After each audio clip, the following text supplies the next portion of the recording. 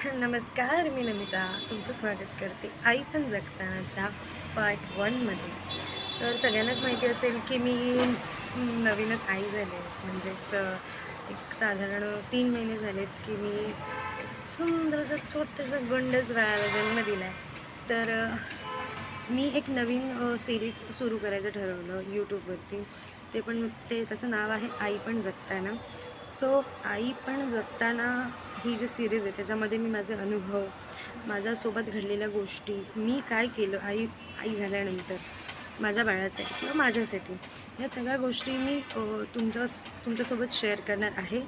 So माझे videos तुम्ही नक्की बघा. मी दररोज एक व्हिडिओ टाकेन वेगवेगळ्या विषयांशी रिलेटेड. सो म्हणजे बाळ आणि आई या विषयाशी रिलेटेड. सो तुम्ही नक्की ते व्हिडिओज बघत जा. तर आजचा विषय आपण काय घेणार आहोत ते थंबनेल आणि टायटल बघून तुम्हाला समजलं असेल. तर आजचा विषय आहे low milk supply. So low milk supply हा आई झाल्यानंतरचा सगळ्यात भयंकर विषय आहे.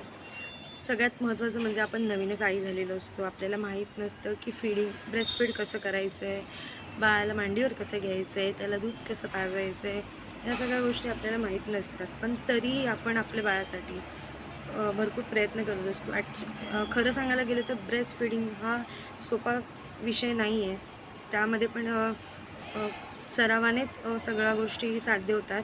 सो लगेचच कोणी आई झाल्यानंतर लगेचच अगदी सुंदर पद्धतीने ब्रेस्टफीड करेल असं होत नाही. त्यासाठी खूप सराव लागतो.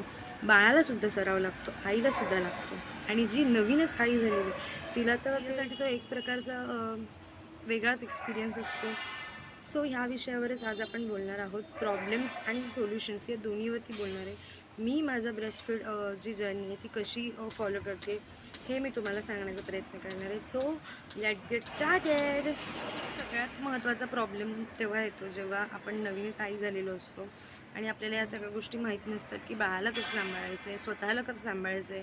ऑलरेडी आपण इतकं फिजिकल मेंटल स्ट्रेसमधून जात असतो, फिजिकली जास्त अशक्य झालेलो असतो.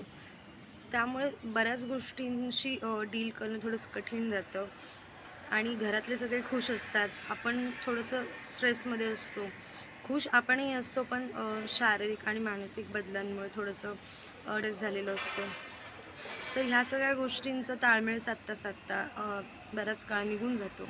त्यामुळे जे पोस्टपार्टम डिप्रेशन जी गोष्ट आहे, म्हणजेच त्यामधला एक ब्रेस्ट फीडिंग हा एक महत्त्वाचा मुद्दा आहे की ब्रेस्ट फीड व्यवस्थित होत नाही किंवा स्टार्टिंगला अगदीच दूध येत नाही. त्यामुळे बऱ्याच लोकांचं ऐकून घ्यावं लागतं की तुला दूध नाही आहे, तुला दूध येईल की नाही, आणि बऱ्याच गोष्टी बोलल्या जातात. सो अशा गोष्टींकडे लक्ष न देता आपण काम राहिलं पाहिजे, शांत राहिलं पाहिजे.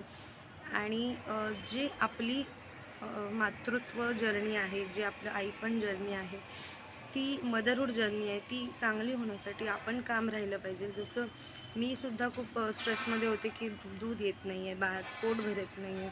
सगळेजण बोलत होते की तुझं दूध येत नाही आहे, बाळाचं पोट भरत नाही. तर मग आता काय करायचं? सो बरेच ऑप्शन्स दिले गेले. मी ते नाकारले किंवा मी सुद्धा बऱ्याच गोष्टी शोधण्याचा प्रयत्न केला.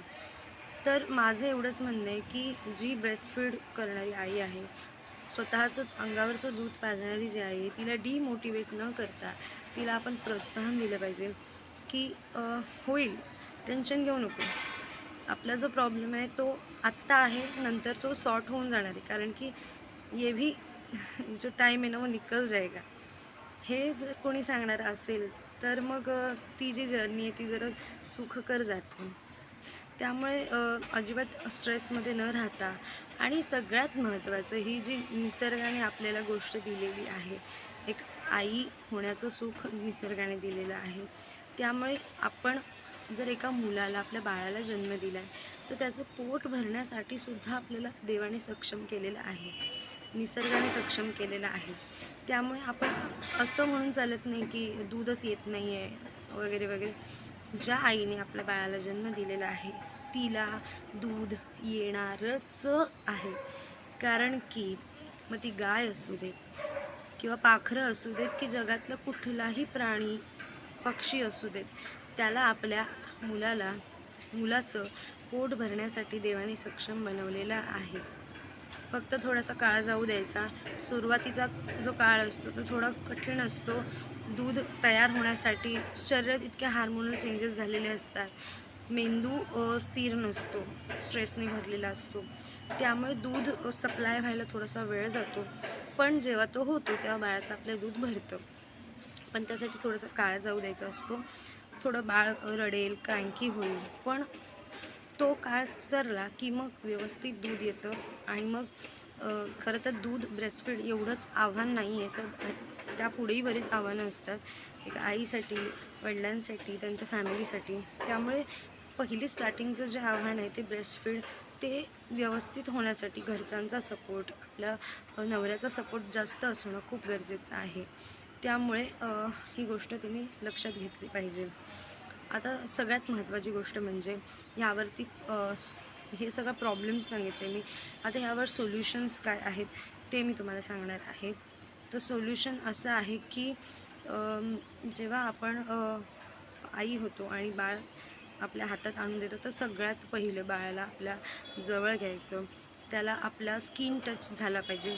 म्हणजे आपल्या आईचा आणि बाळाचा एकमेकांना स्किन टू स्किन कॉन्टॅक्ट झाला पाहिजे.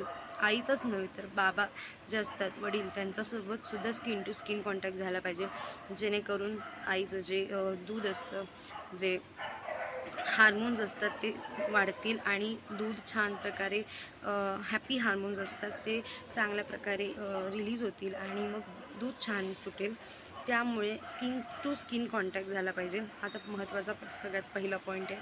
सेकंड पॉईंट असा आहे की आपला आपण जो डिलिव्हरीनंतरचा जो काळ असतो तो स्ट्रेसमध्ये न राहता, इतर काहीही कोणी बोललं त्याकडे लक्ष न देता, स्वतः आपण किती खुश आहोत, आपलं बाळ किती छान आहे ह्याकडे लक्ष द्यायचं. आणि सगळ्यात महत्त्वाचं म्हणजे स्ट्रेस घ्यायचा नाही आहे. इथे लोक बोलणार आहेत ते विसरून जायचं आहे आणि मी आणि माझं बाळ हे दोघंही हेल्दी आहोत ना ह्याकडे जास्त लक्ष द्यायचं आहे. त्यामुळे स्ट्रेस घ्यायचा नाही. तिसरी सगळ्यात महत्त्वाची गोष्ट, आपला आहार खूप छान असला पाहिजे, जेवण खूप छान असलं पाहिजे. त्याच्यामध्ये सगळ्या गोष्टी असल्या पाहिजेत, म्हणजे ज्या आपल्या शरीराला आणि आपल्याकडनं बाळाच्या शरीराला जातील अशा सगळ्या गोष्टी त्यामध्ये असल्या पाहिजे. कॅल्शियम, विटॅमिन्स, मिनरल्स या सगळ्या गोष्टींचं पूर्ण एक संच आपण बाळाला देत असतो. खरं तर दूध जेव्हा आपण बाळाला पाजत असतो तेव्हा आपल्या हाडांमधलं कॅल्शियम आणि रक्तातलं आयर्न हे बाळाला दुधामार्फत जात असतं. त्यामुळे आपल्या शरीराची झीज होऊन आपण आपल्या बाळाचं पोट भरत असतो. म्हणून आपलं शरीर व्यवस्थित राहण्यासाठी जेवण हे खूप छान असलं पाहिजे. आणि त्यामुळे जेवणामध्ये म्हणजे सगळं जेवण असलं पाहिजे. त्याच्यामध्ये भात, डाळ, भाजी, चपाती, दही, सॅलड ह्या सगळ्याचा त्याचा समावेश असला पाहिजे. समावेश असला पाहिजे. त्याच्यानंतर सगळ्यात चौथा पॉईंट आहे की कॅल्शियम आणि आयर्नच्या गोळ्या ह्या प्रेग्नन्सी चालू असताना आपण घेत असतो. त्याच गोळ्या डिलिव्हरी झाल्यानंतर 3 महिने तरी घ्याव्या लागतात. कारण की आपल्या शरीरातनं, आपल्या हाडातनं कॅल्शियम बाळाला जात असतं. तेच कॅल्शियम आपल्या शरीरातनं चांगलं राहावं आणि आपल्यालाही त्याचा फायदा व्हावा, बाळालाही फायदा व्हावा, यासाठी कॅल्शियम आणि आयर्नच्या गोळ्या 3 महिने तरी घ्याव्या लागतात. ह्यासाठी त्या गोळ्या घेणं गरजेचं आहे. ठीक आहे. आणि सगळ्यात लास्ट मुद्दा म्हणजेच जे आपल्या घरी जे आजी, आजोबा, आई, सासूबाई ज्या लाडू, जे आळवाचे लाडू, मेथीचे लाडू, डिंकाचे लाडू किंवा मिल्क सप्लाय वाढण्यासाठी ज्या ज्या गोष्टी आपल्याला खायला देतात, मेथीची खीर आणि वॉटेवर जे काही असतं ते खाण्याचा प्रयत्न करा. माझ्यासारखे असाल तर कदाचित नाही खाणार, पण मी तुम्हाला सजेस्ट करते की खाल्लं पाहिजे. किंवा जर हे नसेल जमत तर लॅक्टोबाईट्स किंवा अशा बरेच प्रोटीन बार्स मार्केटमध्ये अवेलेबल आहेत, जे मेथीच्या लाडवाचंसुद्धा काम करतात आणि आळवाच्या लाडवाचंसुद्धा काम करतात. सो तुम्ही त्याकडे प्रेफर करू शकता जर तुम्हाला कडू मेथीचे लाडू जात नसतील तर, किंवा मेथी आवडत नसेल, कडू पदार्थ आवडत नसतील तर तुम्ही तशा पद्धतीने सुद्धा प्रोटीन इंटेक करू शकता आणि छान राहा, खुश राहा, म्हणजे मिल्क सप्लाय अजून वाढेल. सो हा होता आजचा व्हिडिओ मिल्क सप्लायशी रिलेटेड. सो सगळ्या मॉमीजने आधी मला असं सांगावंसं वाटतं की खुश राहा, हॅपी राहा, लोकांकडे लक्ष देऊ नका. तुम्ही खुश राहाल तर तुमचं बाळ खुश राहील आणि बाळ खुश राहिलं तर सगळं पूर्ण कुटुंब खुश राहील. आणि त्यामुळे माझं एवढंच म्हणणं आहे की स्ट्रेस घेऊ नका आणि खुश राहा. सो हा व्हिडिओ मी इथेच संपवते. नेक्स्ट व्हिडिओमध्ये परत भेटू. Bye bye.